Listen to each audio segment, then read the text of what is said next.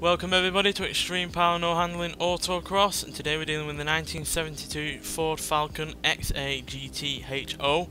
Now this has a 970 horsepower, 813 pounds-feet of torque from a 7 litre twin turbocharged V8 engine, and the car itself weighs 3,337 pounds. It can do 0 to 60 in 5.277 seconds, 0 to 100 in 9.788 seconds, going into a top speed of 187 miles an hour.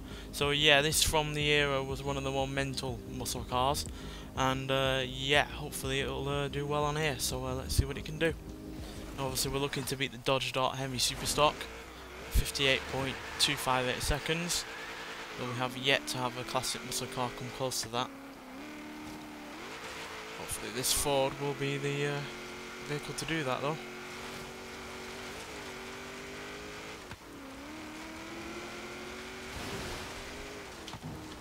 Oopsie daisy. Kind of had it itch at the wrong time there.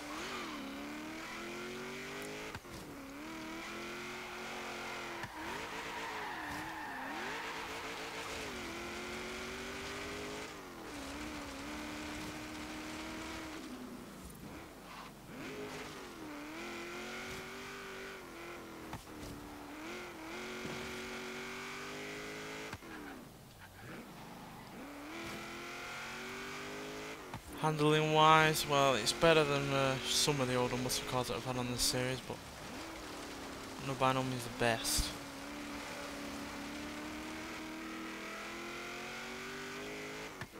Hopefully it will prove me wrong.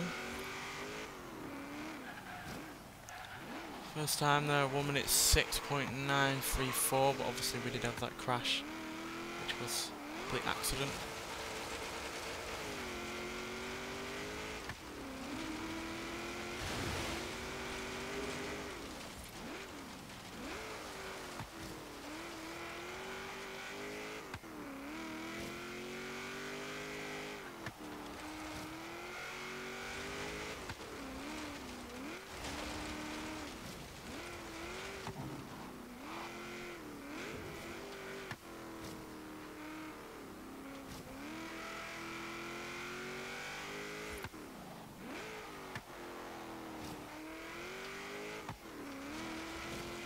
Really have to keep control of the throttle, otherwise the rear end will easily break loose.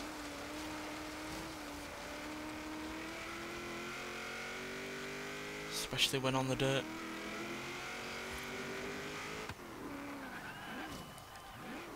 Well, that's an improvement at 1 minute 3.530 seconds. Still behind the likes of the Ford Mustang Boss and the Chevrolet Camaro from 1979.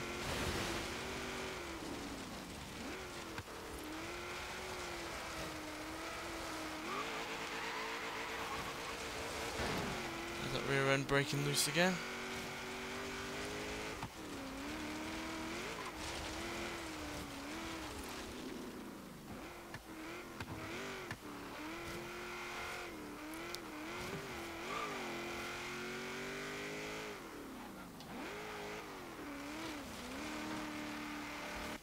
Damn it, thought I just skimmed that. Evidently not.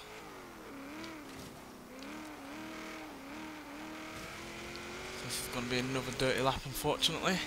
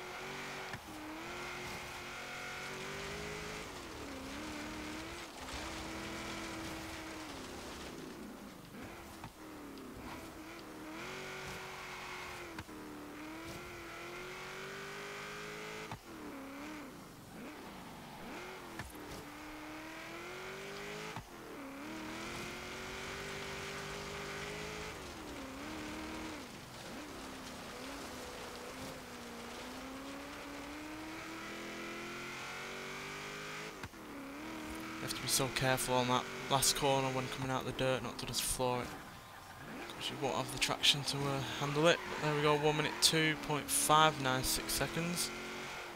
So on our final lap, let's try and etch away some more of that time.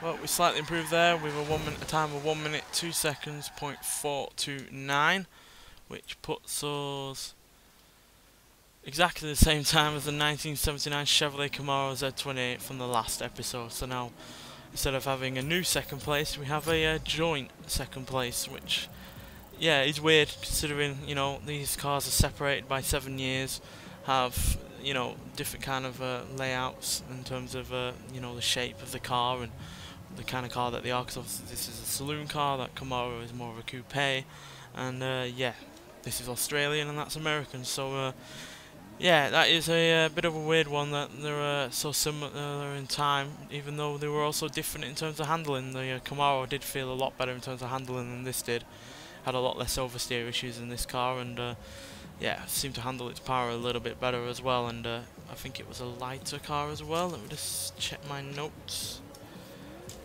Pretty sure it was. Oops, sorry about that. Nope, this is slightly lighter actually by more than £100. And obviously they had the same power output as well. That Camaro actually was slower in terms of acceleration as well, so yeah, the handling on this car let it down, whereas the handling on the Camaro obviously made up for the fact that it was a slightly slower car.